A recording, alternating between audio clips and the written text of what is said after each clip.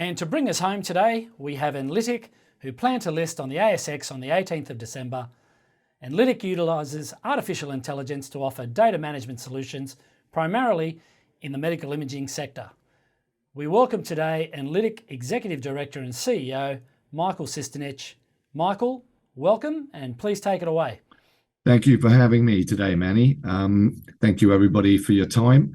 I'd like to step through a couple of slides for a brief introduction to what we do at Enlitic. I would encourage you also to refer to the disclaimers and our replacement prospectus with the ASX.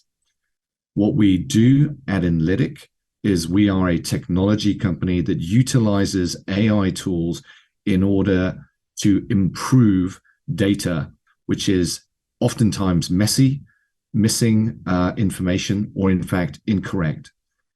Through doing this, what we intend to do is help the healthcare system as a whole to deliver on three of the most important aspects of what health tech is supposed to do. We are trying to treat more patients, we're trying to treat them with a better clinical outcome, and we're trying to do that for a lower cost.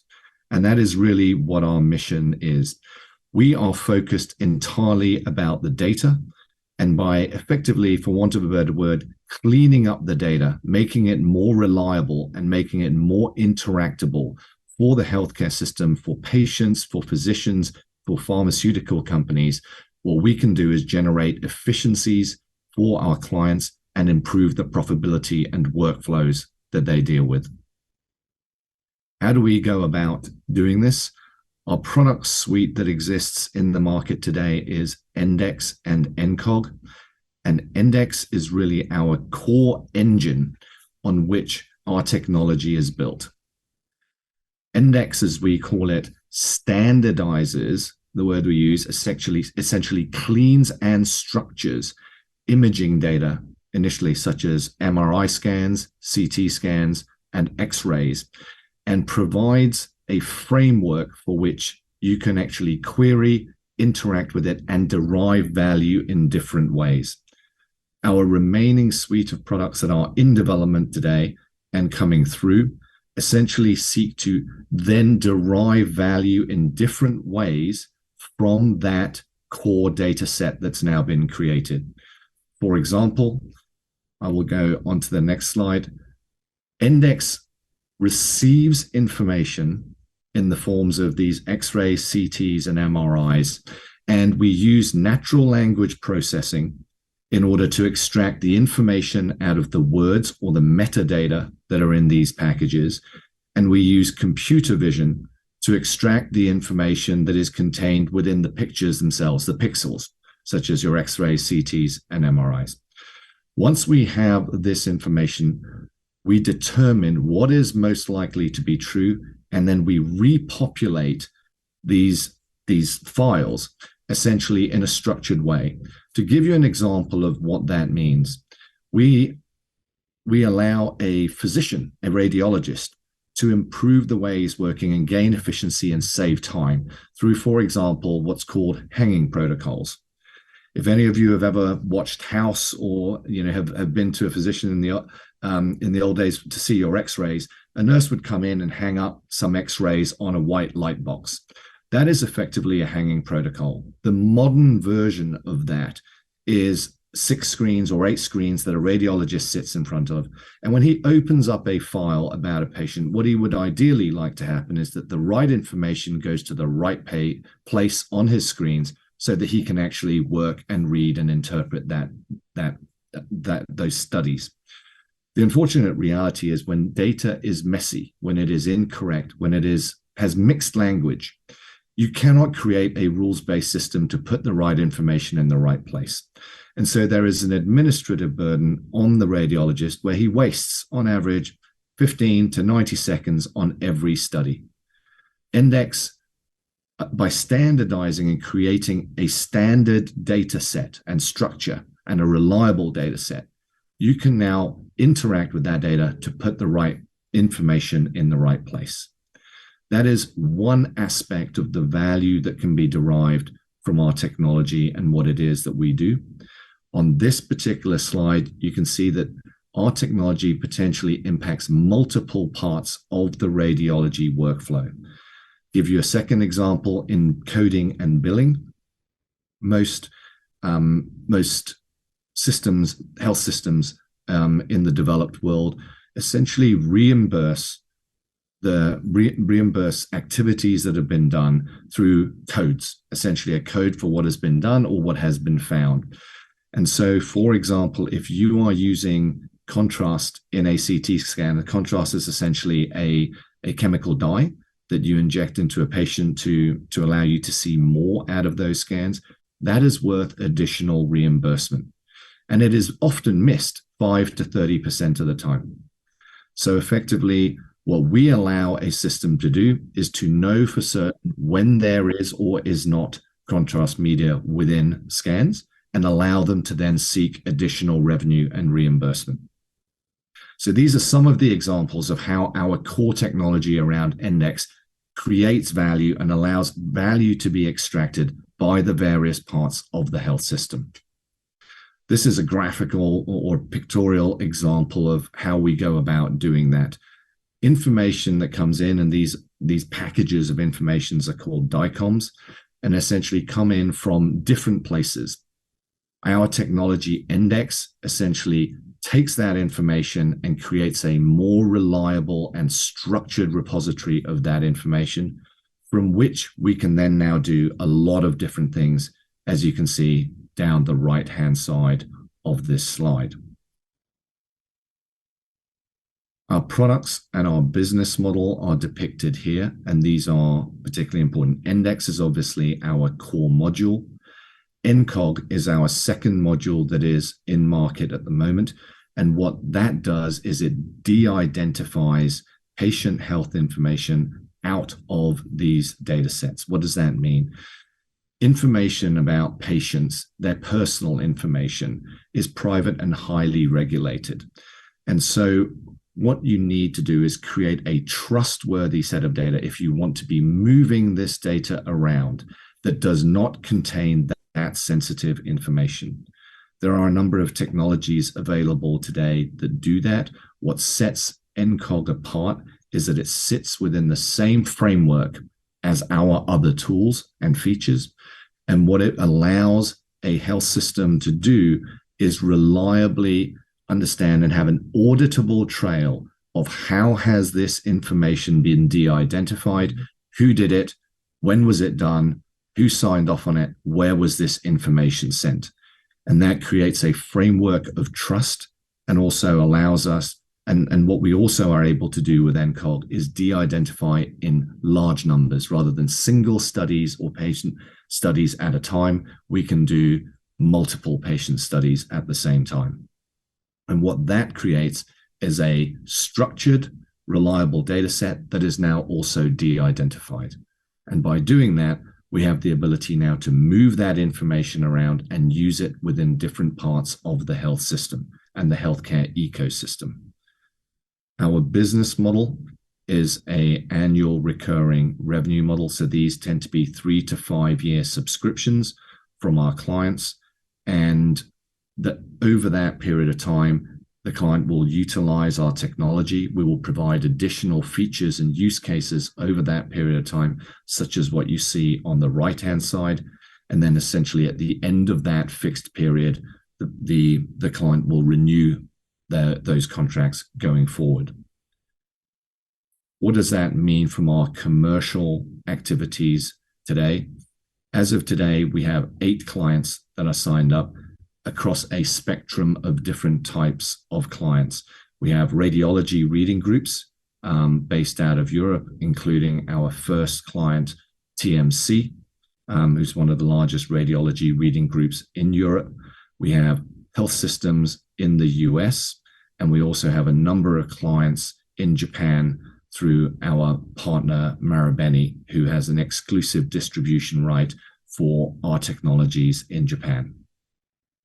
This slide shows the pipeline that we have created at Enlitic over the past 24 months. Technology and all aspects of artificial intelligence or health tech have initially long sales cycles. Our technology is a first-in-class technology, and it takes a period of time to build those relationships and to build that trust.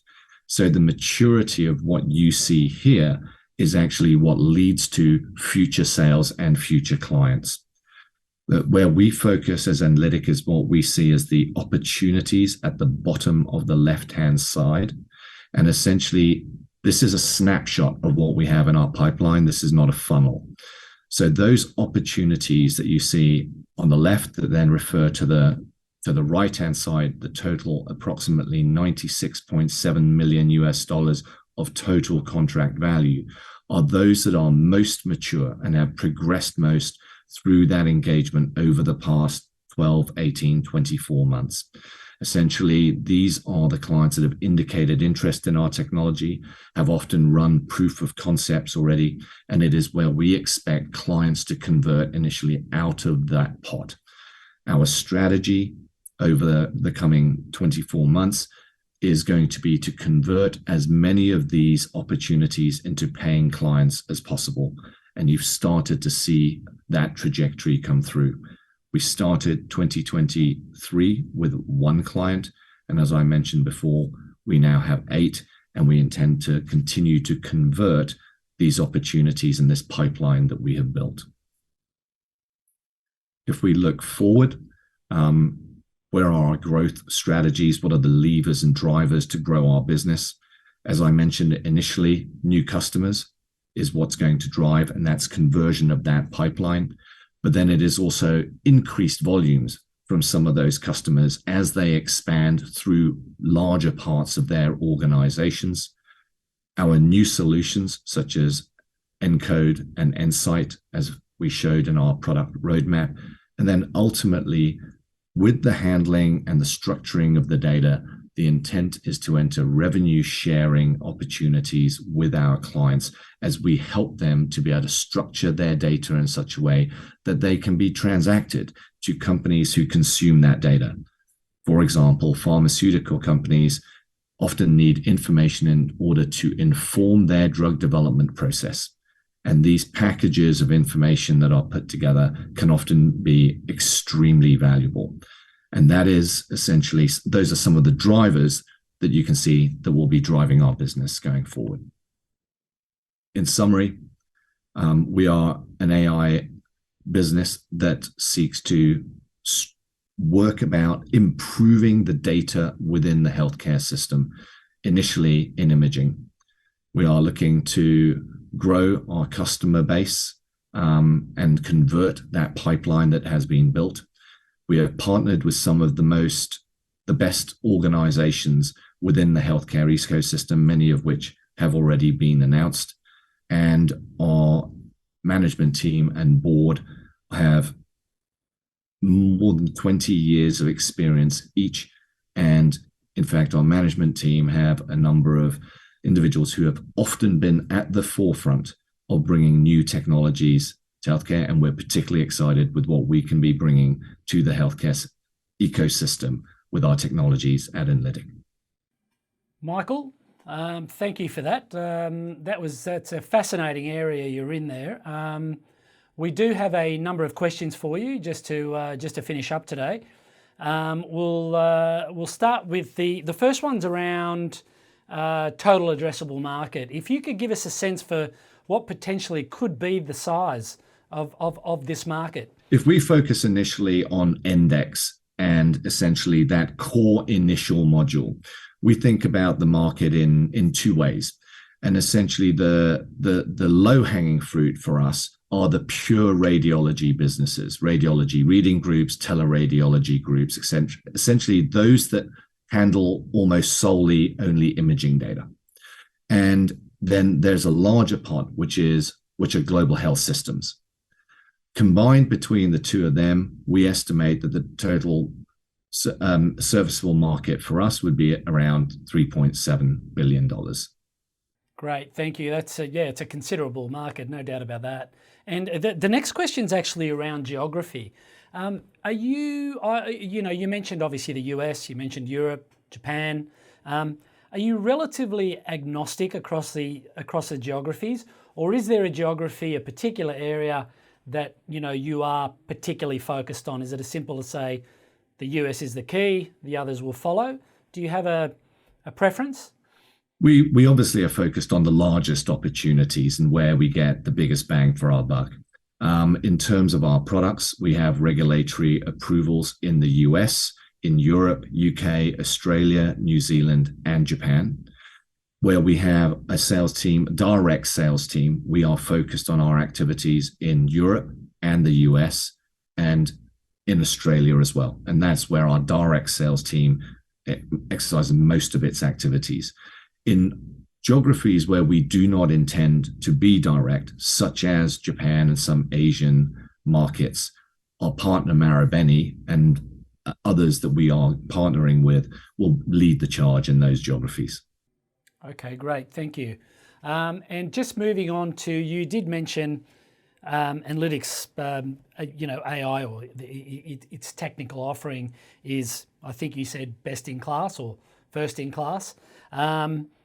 What does the competitive environment look like a little bit? Do you have any obvious competitors out there? How does that look, that environment? Yeah, this is a question we're often asked, is like, if you are, if you're asked to bid on a particular contract, who do you come up against? And the reality is we're not asked to bid because this technology is genuinely first in class. The challenge around the messiness and the difficulty of how to handle healthcare data, especially imaging data, has been really long-standing.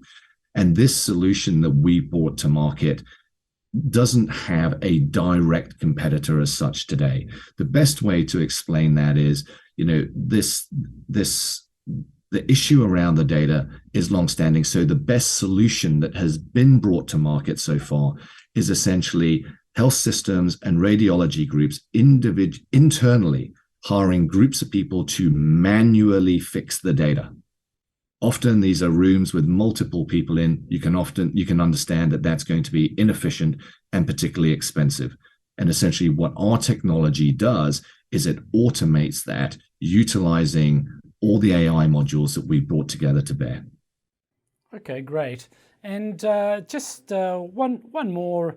How much do you continue to not necessarily invest, but perhaps work on improving the technology? Is there a lot of improvement still to come? And, will that assist you in staying ahead of the curve? Absolutely. As with everything in healthcare and technology, you have to continue to evolve. And what we have with Endex is an engine that is very unique. And it does something that, as we've just said, has no real direct competitor. Our intent going forward is obviously to continue to improve that engine, to be able to do more, and also to develop additional use cases and features such as the hanging protocols that we talked about and the detection of contrast or not. All of these additional features that derive value for the clients who are paying us for our technology. And that's really where a great deal of our forward-looking, development activities will be focused. Michael, thank you for your time today, and have a great weekend, and we hope to see you back soon. It's brilliant. Thank you very much for having me, Manny.